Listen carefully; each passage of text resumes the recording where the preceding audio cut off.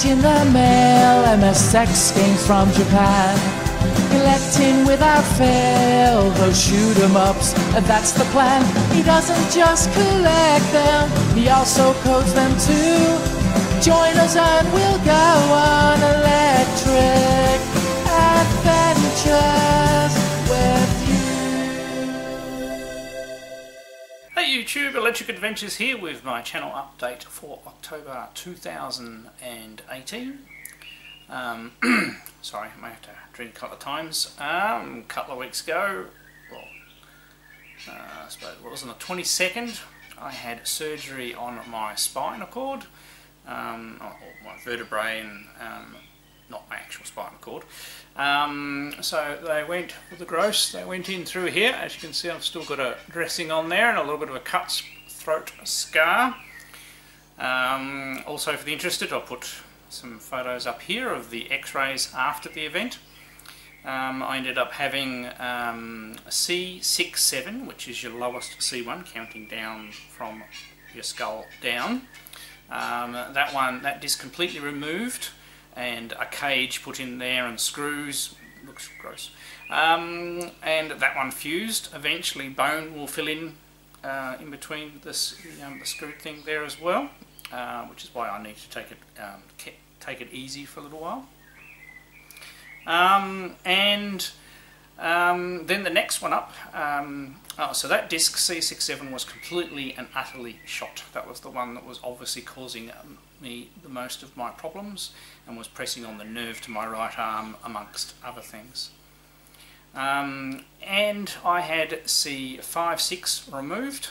It was also damaged, and an artificial disc put in.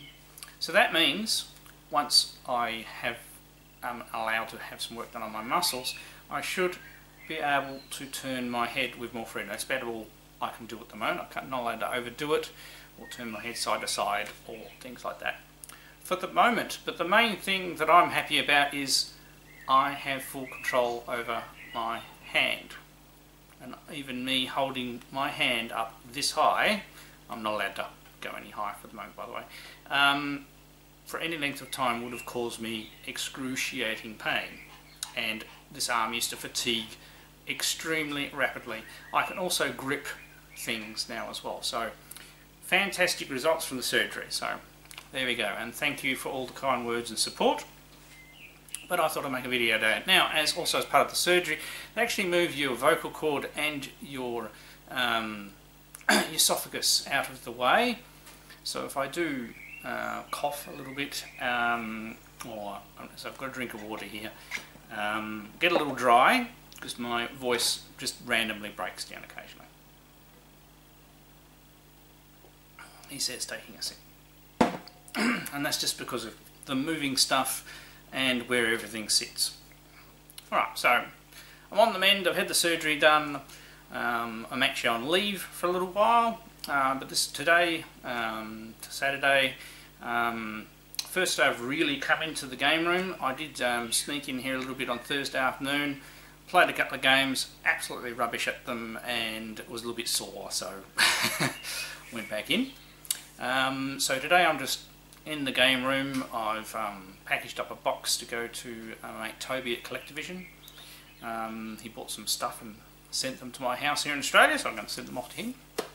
I've done that before, so and he'll possibly send me some more Collectavision items. So I'm not fussed about doing that. Just obviously haven't been able to do it because I'm a bit housebound. And then I'm going to do a bit of tidying up without bending over or picking up anything heavier than a milk carton. So in other words, anything heavier than, say, this drink bottle. A challenge indeed. And I would like to, while I'm on leave, give this room a really good tidy up, maybe reorganise it as I go. I'm going to have to pace myself. And then maybe over the Christmas break I'm going to build some new shelves. Because there's never really been any colour coordination in here. I've just used shelving units that I found higgledy-piggledy and slotted them in. But I was thinking of starting a redesign, and I do like working with wood, so I'll probably build all the shelves myself from normal pine and either stain them brown, or I haven't made my mind up yet, or maybe I make them white. Not sure. But anyway, that's my immediate plans. Now, I do actually have some pickups. Now, these things that I probably would do normally, a pick up and play, and I may still do, but just some of them have come from donations from people, so I don't want to leave them sitting around until I get the chance to do a pick up and play. So just because I show them here doesn't mean I mightn't do an actual individual pick up and play on them, because some of them are very special indeed. So my fellow podcast member Aaron went to PAX. Now PAX was before my operation. PAX went very well this year, and it looked like everybody had lots of fun, but it was also on the same day as my daughter's wedding, so there was no way I was going to be able to go to that as well. And there was an item there from one of the other fellows. Now I believe his name is Darren. I should have looked it up. Aaron, sorry, in the chat thing. But he has gifted this to me, and I really, really appreciate it, which is why I should have looked up the name before. Now I've actually had a loose controller for this for a while, but I don't have a copy, which is interesting considering most of my original Atari 2600 collection came from my local friend that I grew up with, and when he left the state of Tasmania, he showed up one day and said, "Here Tony, have this," and he gave me his original Atari 2600 and all his games from back in the day. And this was one of the ones that he used to have in play. And there were a couple of games missing. He must have either lost them or traded them with other people for other things. I've obviously since added to the collection. This is very much appreciated because I used to absolutely love this game back in the day. Although I dare say I ended up playing it more on the Atari 8-bit computers once I got into it than the Atari 2600, but I would have played it on the Atari 2600 first. And it is none other than a complete boxed copy of Star Raiders. And the box, considering how old it is in pretty damn good condition. It's got a few marks and things. Now this outer box is open, and inside we have the video touchpad box, which is open. And here's the controller. So what this does is, obviously there is not enough switches and things like that on the Atari 2600 to play a game like Star Raiders, so they invented this little keypad controller with the clearly marked 4-view, gal map, hyperwalk, computer on off, shields on off, which makes the game quite playable on the Atari 2600. Here's me trying to put something back in the box. And that is so cool, having that in a box. Now the other part of it is of course the game itself. Now this, sorry, try not to break boxes, this is sealed. Now I don't have a loose copy of Star Raiders, and I'm not going to open this because this game means too much to me to play it. So I'll probably find another loose copy of Star Raiders. They're not that uncommon somewhere at some stage, and then do a gameplay.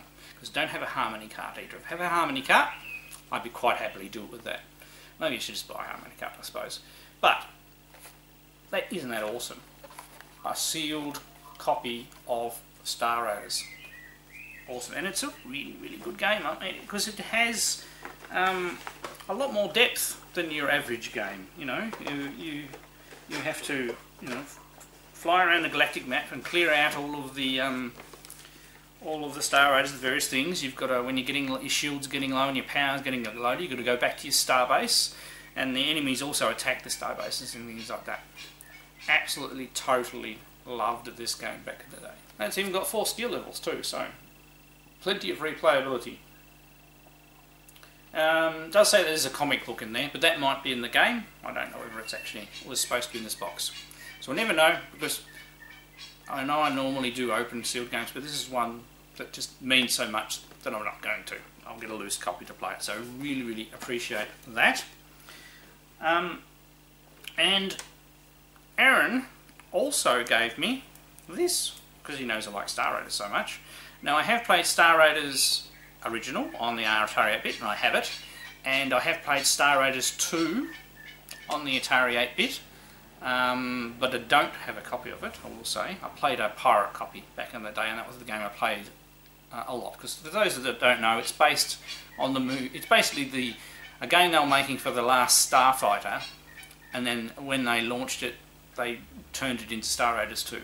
But this, interesting enough, and I've never played it, is the Commodore 64 disc version.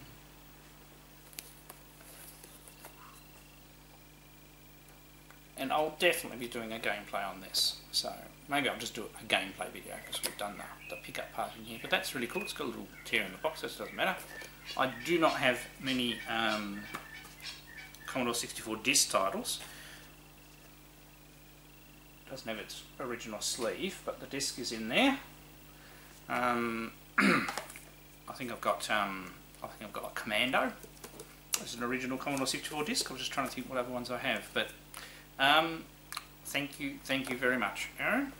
Definitely will be playing that one. I like games like that take a while to play. Just, you know, a little bit more depth than.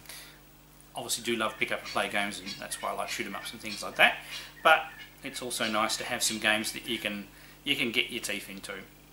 Right, now, next one is another item from a friend at work. I think last month I showed that he gave me a Micro B, a computer built in Australia. I've since confirmed that computer is not working. There's some issues with it, so unfortunately in the repair pile. The one I originally had is actually working slightly more.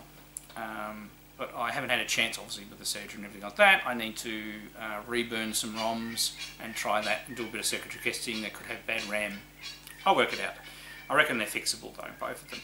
But he found, when he was doing cleanup, the actual basic manual. And it's actually quite well written. I'll just get to actually the contents, so I'll probably give you an overview.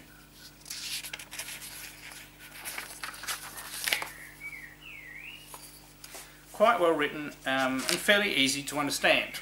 It's actually, a novice user back in the day would have really appreciated a manual as good a quality as this. And it's got things in there about assembler and everything like that as well, so which is really good. And how to do graphics and all sorts of things. Not that the Micro Bs were super graphics computers back in the day, but they were interesting nonetheless. Now, another lot are all from another one of my local mates, Gary. He got a lot of old gear off the son of somebody from our university who unfortunately I didn't actually realise, and also later realised that I actually knew this person passed away 2 years ago, sadly. I knew him personally back in the day and probably haven't seen him for probably be about like 8 years, so it actually saddened me a little bit that he had passed away, because he was a very nice guy and he was into the original Spectravideo computers just like me back in the day. Now he's a little bit older than me, not that much older. I would have thought he would have passed away, so I don't know the circumstances of his passing, but my condolences go to his family and everything like that. So, in the lot were, and Gary showed me a picture, some very interesting items. He actually had a Spectravideo 728 MSX computer, but in the box was a whole lot of original Spectravideo stuff. And most importantly, as we'll get to in a moment, some items made by me that he bought that I don't have anymore. So we'll get to that in a minute. But there was another MSX book that I didn't have. So computer programming in MSX Basic. Comes from the United Kingdom, published by David McKay Company and by L. R. Carter and E. Huzan. Looks like a cookie cutter book. How to best describe that? Where they released a whole lot of books for a whole lot of computers using very similar text and just changed it for the particular technology sections. I wouldn't rate this highly as a fantastic book. I have started to read it, but I can see it's one of those cookie cutter books. And the way they explain some things is absolutely terrible. For a person who's written books on and writes tutorials on people on how, and to assist people in learning things, this would not have been a very good book back in the day. I mean, it's all right. You would have got some information out of it, but yeah, not the best book in the universe. But I didn't have it, so nice to add that to the stuff. And yes, there is more. So we'll go through, I won't break anything, so we'll just do it in the order I've got it in the pile. So, recently I found one of the M&M graphic adventure games for the original Spectravideo complete. It had the case, the cover and the tape. In here was another one. This is just the cassette tape, Planet of Zandel. Now there is a website to M&M software where you can get the covers, but no copies of the tapes exist online. So fingers crossed this works. I can preserve it and put it up online. I'm going to dedicate a section of my website to M&M software now that I seem to have thing, and I am going to spend more time, and I'll cover this more later, on the history of Spectravideo, because I'm quite passionate about that. So, sorry, it's in just a dirty old case. The actual label looks good. The tape doesn't look like it's damaged, so I haven't put it in anything so far. So, just give myself a little bit of room. Very much looking forward to that. And, unfortunately, no tape. But the third title was The Lost Princess. And there is an original cover. It's actually a double fold thing. I don't think there's nothing inside. So I actually went to a lot of trouble to publish this. So Mountain Valley Software in Victoria they were. So that one, obviously I don't have a tape for that, but you never know in the future what might turn up.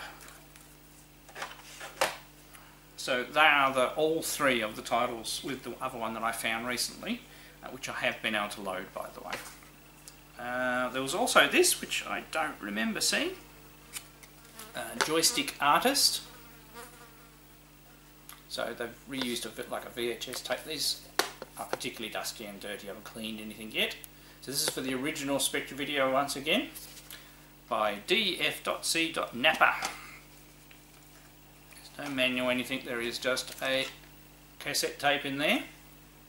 I actually produced a graphic design software for the original Spectravideo and the MSX. The Spectravideo and allowed you to use the graphics tablet or just the joystick, and it was called Video Graffiti. It's a bit of Electric Adventures trivia, because there's going to be more Electric Adventures trivia in a minute. Now I have copies of all of the things in here. I just thought it was an interesting thing to grab. So it's a tape file, and he's put the original, the manuals. So this is the original software that you could get for the Spectravideo, and the cassette tape is taken out of their hard covers, and they're all in there with their things and their tapes and all the covers. This one not there. I'm going to give you a closer look over here. So these are the sort of like, you know, targeting the computer for home office, like file cabinet, address book, home economist, introduction to basics, Spectra diary and Spectra checkbook. So they were those standard programs, sort of things that came out for any computer back in the day. Yeah, it's nice to have them. And this is obviously just a generic cassette file that was available back in the day. He's put them in there. But it's very nice to, I'll have to check against the copies of these that I have to, you know, check the covers and everything like that, and make sure none of these are missing from any of the Spectravideo online archives. There is a original Spectravideo Facebook group as well, which I'll link down below for those that are interested.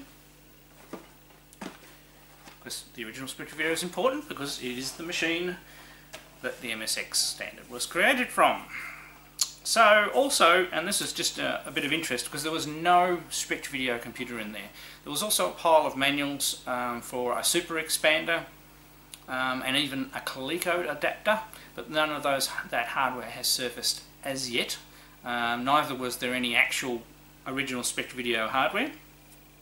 But there was the side end to a Spectravideo Mark II, so a 318 Mark II, which is the second release of the Spectravideo, with a single circuit board and cut down components over the original's motherboard and daughterboard design. It just shows you the artwork on the box, so that's when they started doing this grey type box, which they carried forward for the release of the Spectravideo 728, which was the first MSX one. So obviously I don't have the rest of the box. I do have a Spectravideo 318 Mark II. So I like that. Recently I think I showed it, and where a friend of mine printed off a replacement joystick for it.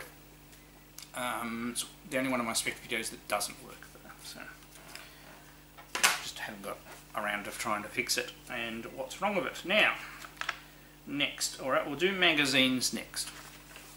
So, back in the day, there was a person called Electric Adventures, and he sold software.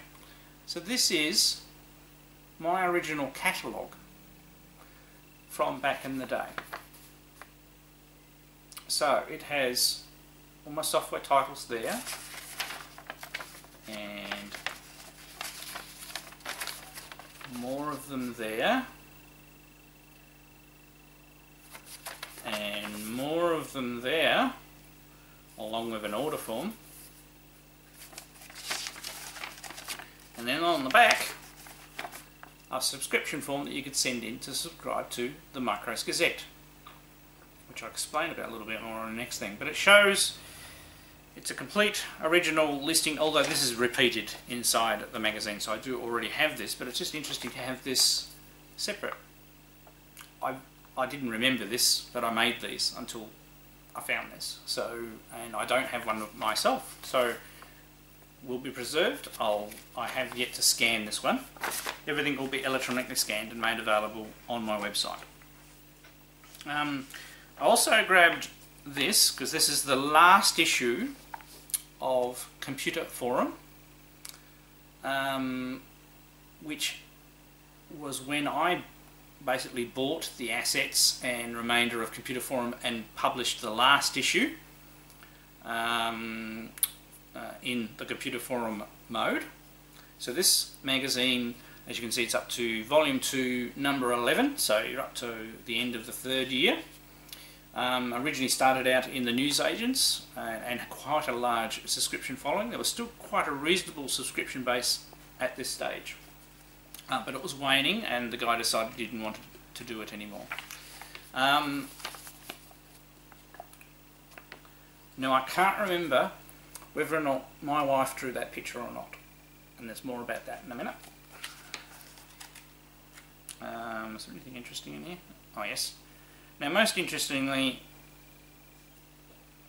there is, because at this stage I was publishing articles. I had my, so this is the issue with part 2 of my Beyond Basic article, where I was writing extensions to the basic language to add spike movement and automated behaviour into basic programs.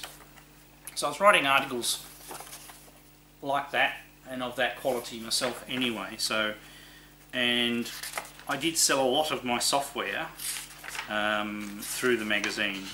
Sorry, I'm just users groups. And there we go. So that's how they were represented by the fella in, I think it was Forest Data Services over in Western Australia, was the guy that originally published the magazine and kept this going. And for a period there, he sold my titles under license, which is also why you can find my titles in slightly different packaging as well. But I got a copy of this because it's the last one, and I think I do have a copy of it, but it was just in case, and it looked in really good nick as well. If I've got it, I'll give it back to Gary. He also, this is the only one, and once again I've grabbed it just in case I don't have a copy of it, is, so before Computer Forum there was the Spectravideo and MSX users group, and before that there was the Spectravideo's users group produced out of Launceston in Tasmania. And this is one of the later issues, so this is up to 3/9 June 1986. There's really not a lot in this one. It was winding down by this stage, but it's got an interesting article on bank switching and various things. I haven't actually checked to see whether I've actually got a listing on that one. I only got that one just in case I don't have a copy of it and I don't have a scan. I do have a scan of most of those magazines already on my website. Now I do have a copy of this, I believe. I'm just not sure where it is. This is one of the manuals produced by one of the gentlemen associated with the Spectravideo user group. So Spectravideo ROM Basic Explained, and it's all written in, you know, from a typewriter sort of thing, or printed out on a dot matrix printer at least anyway.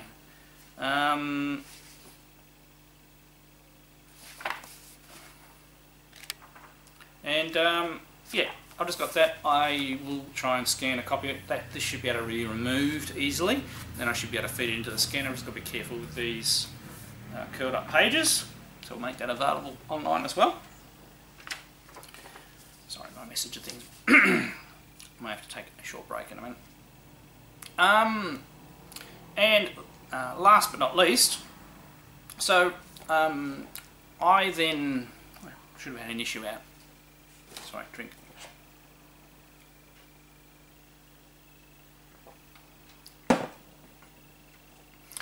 So after I took over Computer Forum, rather than keeping it as Computer Forum, I relaunched it as Micros Gazette with a bunch of my local friends, including the one I mentioned earlier in the video who gave me his Atari 2600, and another one of my friends, Mark, as well, and along with my wife, drawing the art. It was published bi-monthly instead of monthly to take the strain off. Obviously the most important thing was the catalogue for my games, so people could order them. And it ran from issue 0 to issue 5 under my studio, so for another year after that. And you're getting... well, this one here came out in 1990, so it ran all the way up to 1989. And then I... basically, my life had moved on and it was getting too much for me, so a gentleman from, I believe, Ulverston, Tasmania, called... I'll have to look his name up again. Craig Hersey, and I don't know whether he is still around or not, took it over and started publishing the Micros Gazette gained for the then, I think it was down to 200 and something subscribers then, so it had really declined. And this is the issue, the first issue he published. I actually do not have all the issues that he published. This is the first issue he published. After this, so this is A4, he went down to an A5 size after this. So it's a bit of a reversion in the magazine style, because it is just like printed on a program from an MSX with probably an 8-pin dot matrix. I was publishing mine on an Atari ST with a desktop publishing package, and it was very good quality. I will have to do a specific video just on Micros Gazette at some stage, I just realised I probably haven't. So it's got a bit of content in there, and it's nice. I have already scanned this one because it's a really nice clean copy, so I'll make that available. There's a nice listing in here called UFO. I'll have to type that and give it a go. But also, there is a design with circuit diagrams and everything like that for a MSX slot expander. I would really like to see whether I can reproduce one of these, because I need a slot expander, and building one myself would actually be a cool project. And it's a really big article. It probably takes up 1/3 of this magazine. And so very, very happy to get that. Sorry, very dry. And there is more. Okay. So in there as well is another adventure game. Now, my memory escapes me, and I'm really not sure whether this is MSX original Spectravideo. If it's original Spectravideo, that would be beyond cool. It is King Solomon's Mines, and the game is on, obviously, perhaps 3 parts, and part 3 is on the side, by Soft Gold in 1984. That's MSX release time, so it possibly is MSX. I haven't put it in, listened to it, or anything like that. No cover or anything like that, but very cool find. Definitely for the MSX, we have an Army Moves manual, and I don't have Army Moves. So I need to find I can actually probably assemble it from what I've got here. And then I have a loose Army Moves tape. So maybe I'll just print a cover. It's going to be a Spectra convert, so obviously don't want to go too much trouble. So maybe reunite that with a large case and give it a go. We'll have to try and do a gameplay of that if we get it working. We have once again engineering, he's lost a lot of the cases, is T-Graph from Toshiba. Definitely MSX, got MSX on it. So Toshiba plotter printer. So it's a program, so he obviously had the Toshiba plotter printer. So there we go. And in the next one is Frontier MSX by some folk called Electric Adventures, which is my, it doesn't actually say Electric Adventures on the tape, I'm sorry. I'll flash up a screenshot here if I remember in the editing. Which was my go at an Elite style game.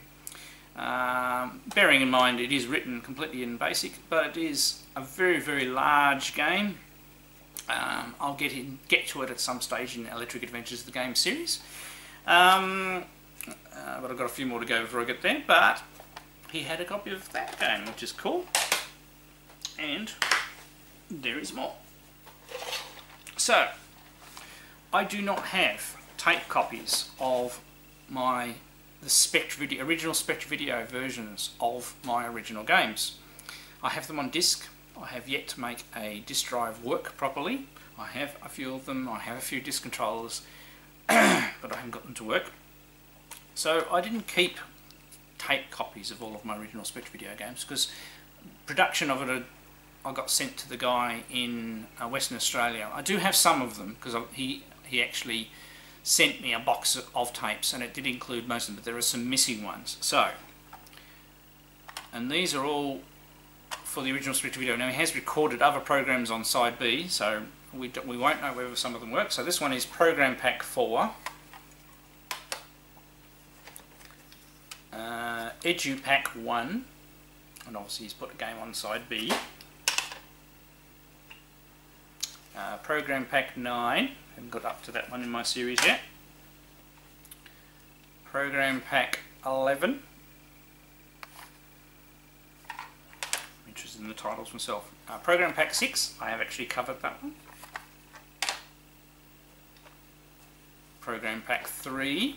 So I said, I do not have digital copies of any of the original Spectravideo titles on my website yet because of me not having copies, so I might be able to fix that soon. Program Pack 5 and Program Pack 4. So some really good titles that I wrote back in the day there. Because if I get tape images, I can load them in on an emulator and then save each of the individual ones into a BAS file that you guys could then download for those that are interested. Alright, so that's all the picky-uppy type stuff. Now I'll just touch a little bit on my website. I have completely rewritten my website again. I haven't quite finished, but it's using a new, completely new framework, because obviously I work in IT and things, and it's a good way to learn new stuff is to try it on yourself. Now most importantly, it has a search facility to find any of the articles on there, because there are quite a lot. I've reorganised the look a little bit, so it looks a little bit more fancy. It also renders on mobile phones and iPads properly. And hopefully it's a nicer looking site in general. The bits I haven't finished are all the stuff behind the scenes that allows me to edit content. So hopefully over the next couple of weeks when I can stand to sit at a computer and stare at a screen for a little bit, which I can't quite do yet because of how my neck is. I'm going to finish renovating that site and then start putting some new content on. So as an example, like the things I've talked about scanning in, there'll be an individual article on each one of those and you'll be able to download the content. But the search works really well, so you can search for just about everything. I may play around with the categories and stuff like that yet, but it's all much nicer looking, much nicer thing. I have unfortunately broken a couple of links to some of my articles, especially the older episodes of Beyond Basic. Probably later today I'll be going through and I may try to make it as compatible as possible as the past, but my website's gone through a couple of iterations and I even found some links that have been broken for a while anyway, because the original site was in PHP. And I'll be going through and editing those article links so they point to the correct ones, because I was a little bit messy in how I organised the directory structure to start with, but I've tidied all that up now, and that's why I wrote the links. So I'll be fixing those up as well. So website, I'll be focusing a bit more on my website and putting content up there. And a thing I want to do in the future, really important to me, is I want to properly put my retro computer collection in a lot of detail for each machine up on my website. And then once I've got an article, like, you can have sub-articles, so I can do blogs if I'm fixing or playing, or maybe list some of the software titles I have for each of them. So I won't be concentrating on the software, it'll mainly be concentrating on the hardware, which I love. Alright, I'm going to have a short break and then we'll move on to the next bit. Right, back. Just a bit of a standard stretch. Okay, so next, I was I've been catching up on some YouTube videos. I'm still a fair way behind. I'm still got a few videos left in October in my past history. Catch up, I do a mixture. I try and catch up on the backlog and watch some relevant new ones as well. I was watching a video by none other than Steve Benways. Better follow Steve from the very beginning, from when I started on YouTube over 7.5 years ago, and good fella. And he's been doing sort of videos where he does a gameplay and then afterwards he answers questions. And one of the questions asked of him was, what was his most favourite arcade, not arcade machine, arcade from back in the day? And I thought it was a really good question and thought I'd have a go at answering it myself. Here in Hobart, to start with, other than going to the local milk shop, as we used to call them, where I first played Space Invaders and then Donkey Kong, we were lucky enough to have an arcade. It was called Flashback. I believe it was part of a national chain, although I can find absolutely nothing online about it, although luckily I have found one post from a guy on Aussie Arcade. He posted the post in 2010. I'll link to his original post there so you can see what the content been, but I'll grab a couple of the pictures out of his post. Hopefully you won't mind, because what he got to do, he got to go into the site where Flashback was. Now Flashback was an underground site right in the middle of Hobart, and there was also a whole cinema down there called Cinema One. One of the best movies I saw there was June 2. I remember queuing up for, not June 2, sorry, I've been talking about the video game. June, the movie June. June 2 is the video game. So it was an arcade set of rooms underneath the centre of Hobart, linked together. It was quite a large space, and an adjoining cinema. And it's all apparently still there, or was 8 years ago. Maybe it has been reused for something else since, but 8 years ago the cinema was still there and the seats were there, which is interesting because the seats were actually taken out at one stage because a later arcade was put inside the cinema floor. But I'll come to that in a minute. So this arcade was called Flashback, and I was very young at the time. I would have had barely any money to spend there. But any time that I got to go to town with my mother, I would have spent the $1 or $2 that I had. So that puts it into context of how many games I would have been able to play at 20 cents a go. But they had things like an original lunar lander camper with the thrust lever, asteroids. I remember I played Moon Patrol there, because a lot of the time I couldn't get on to the more popular games because there were larger, older people on there, and I tried to have a few games here and there. So this is before my love of Time Pilot and Tutankhamun. They're from later, so these are all the early games. This is probably where I would have played Galaxians for the first time and discovered that game. And I remember another game called Uniwars, which is another Galaxian Space Invaders type game. That I've only thought about recently as another one of the games that I actually did play a bit, and Mooncrester, They had a moon-crested cabinet. But there are all these old original, and they had a battle zone, a proper stand-up battle zone with a viewfinder.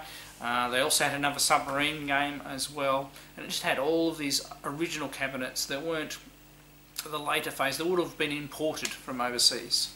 And of course they had Space Invaders. They had several Space Invaders cabinets, and it was several rooms linked together. It was dark, it was downstairs, but there were lights, and the carpet was Cupid carpet. I didn't remember that, but the person taking the pictures does. Now in the pictures that I show you, there is no carpet anymore, because there was the space has been used as a bingo hall, but I believe they left the carpet in. But then a few years back there was a big flood in Hobart, and all of the basement places got flooded, so they've ripped the carpet up.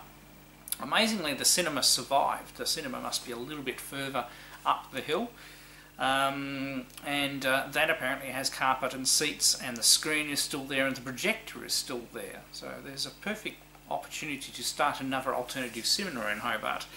It'll be interesting to think about one day, and associated space. And it was really, really interesting. I may have to, I do know a couple of real estate agents, so I may have to make some inquiries to see whether I could get in there and take some pictures and find out about it. Also know at one stage in these basement rooms there was almost like a McDonald's clone takeaway at one stage as well. Although that was in another section. There is quite a lot of this basement area available, and it's quite a large block. So that was my most nostalgic arcade. What's yours? I'd love to hear about it. Maybe do a video response, or even just put it in the comments down below. Now after that, as I mentioned, there was another arcade that moved into the actual cinema one place. Must have taken all the chairs out at one stage, and that was called Leisureland. And that was in the period of Gyrus, Time Pilot and Star Wars sit-down arcade. I also remember they had a 4-player Indy 500, I think it was called, where you race the cars around the black and white machine. I used to play that with my friends. The operator who ran Leisureland is still going, and that's actually where my Twin Cobra cabinet over there came from. That's a Leisureland cabinet. So, and they built those. So lots of nostalgia and history. There was also another small arcade on this side of the river, at a building called The Key. I can't remember the name of that one, but they had a Pleiades cabinet, and that's the one I remember. I just can't remember. They had about a dozen cabinets there, and I used to obviously be able to walk there and go there and play a few games. They might have had a Phoenix as well. And the only other place I played video games back in the day would have been a little bit later, when I moved into my own home with my wife, and our local fish and chip shop had a copy of Prehistoric Isle 1930, and that's actually another arcade board I would love to get one day, and it's why I'll be getting that new SNK 40 Years collection, because they've actually got a restored version of that game on there. There's lots of other nice games on there as well. Also means I'm going to have to get a Switch. It depends whether my daughter will let me borrow hers. Alright, so yes, feel free to put your answer up of that one. I'd be interested to know what other people's favourite arcade from back in the day was. Little quick thing before we go. So I'm obviously starting to feel better. I'm no longer feeling like I have run a marathon by the afternoon. I'm getting more and more energy as every day progresses. I've just got to take it easy. I can't, sit down at a computer, hunched over a computer just yet, but I'm getting that itching to actually start doing homebrew development as well, which at the end of the day was my original passion and hobby. And I really would like to get into it. I just haven't, after working a full day at work, I just wasn't physically able to do it in probably for at least the last 6 months. So first and foremost, I'll be making hopefully some quite substantial progress on Sydney Hunter and the Caverns of Death for the Nintendo, and then moving on to getting Berserk for the ColecoVision and MSX, and I'll release it for the original Spectravideo. I know there's no customers for that, but that's just purely for me. and then I'll get back onto some of my other titles, and I have a few other conversions of some other arcade games that I would also like to get to work on. So lots and lots of homebrews will be coming up, and I truly hope that this has fixed a lot of the issues so that I can enjoy doing what I'm doing, and of course preservation and everything like that as well. Probably just more gameplays. I seriously don't think I'll be doing a lot of pick up and plays, but obviously when I find stuff for the right price that I can afford, I really don't want to spend a lot of money on that. I've got a lot of medical bills and things. I'll do videos on them as I can, but I might, you know, have to regress a little bit to just gameplays in some circumstances, because I'll still be restricted on time. We'll see how we go. I'll do what I enjoy. That's the most important thing, isn't it? And of course, let's make a retro game. I'll be fixing the links on the original articles. I have written another episode. I just need to sit down and film it. It's getting quite in-depth and technical where it's up to now. I think I've done all the code for it. I just need to check where I was up to. That will go on the website as another thing, and I'll be working on compiling. I'm going to start writing a new book as well, so I need to flesh it out a bit more before I give you more details, but I'll be doing that as well. So hope everybody out there is well and enjoying their retro games and collecting. I'm Electric Adventures. Thanks to all my subscribers. Thanks for watching, and I'll catch you next time.